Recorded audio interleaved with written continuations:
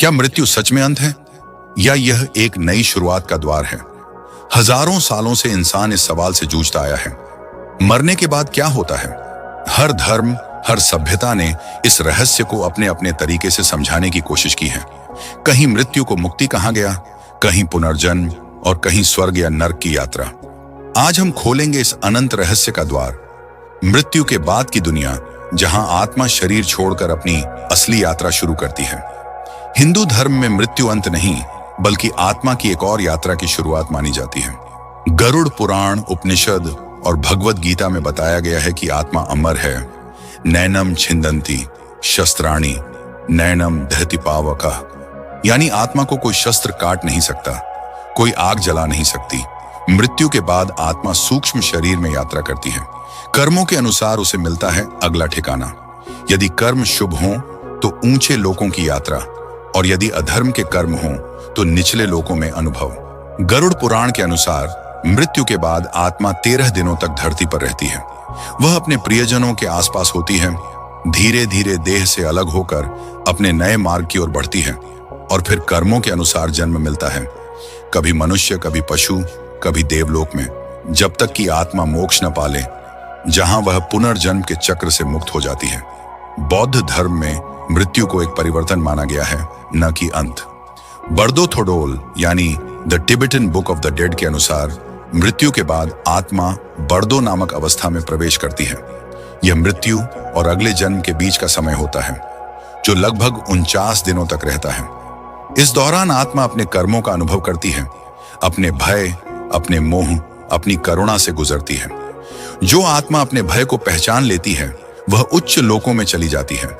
जो मोह में फंस जाती है वह पुनर्जन्म के चक्र में लौट आती है। बौद्ध दृष्टिकोण में कोई स्थायी स्वर्ग या नरक नहीं है, बल्कि चेतना के स्तर हैं। जितनी शुद्ध चेतना उतनी ऊंची अवस्था।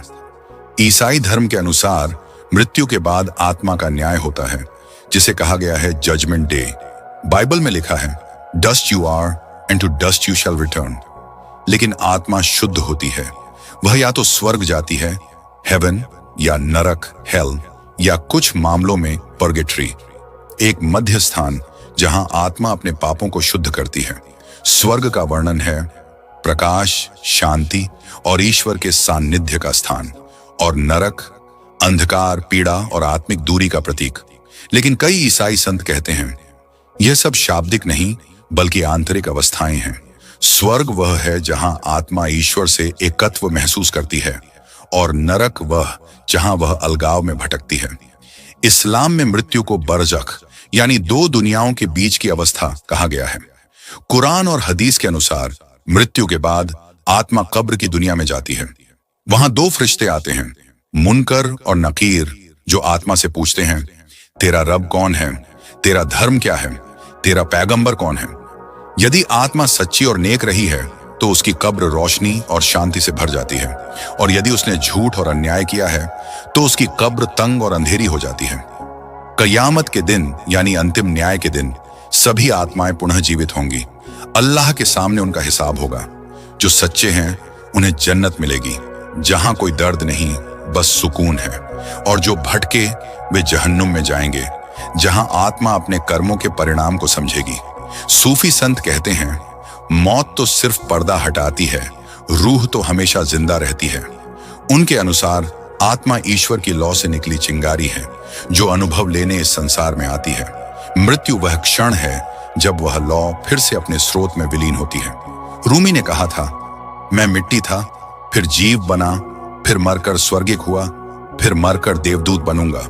सूफी विचार कहता है, मृत्यु डरने की नहीं, मिलने की प्रक्रिया है, एक पुनर्मिलन आत्मा और प्रेम के स्रोत का। मिस्र की सभ्यता मानती थी कि मृत्यु के बाद आत्मा दुअट नामक लोक से गुजरती है, जहां उसका हृदय सत्य के देवता मात के पंख से तोला जाता है। यूनानी दर्शन में आत्मा हेडीज जाती है, जहां वह अपने कर्मों के अनुसार जीवन पाती है।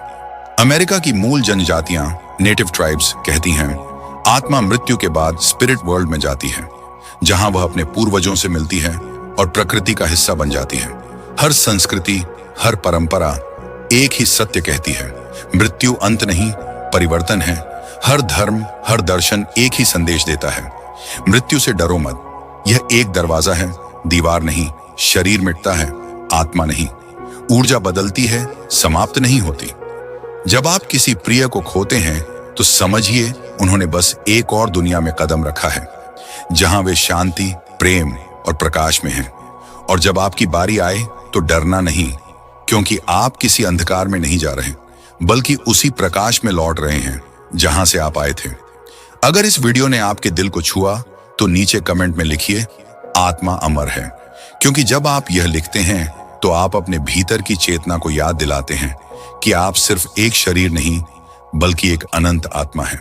और हां, अगर आप इस तरह के आध्यात्मिक सच और गहरे ज्ञान को समझना चाहते हैं तो इस चैनल को सब्सक्राइब करें, क्योंकि अगली यात्रा होगी मृत्यु के बाद आत्मा की वास्तविक यात्रा, इंटर लाइफ का रहस्य।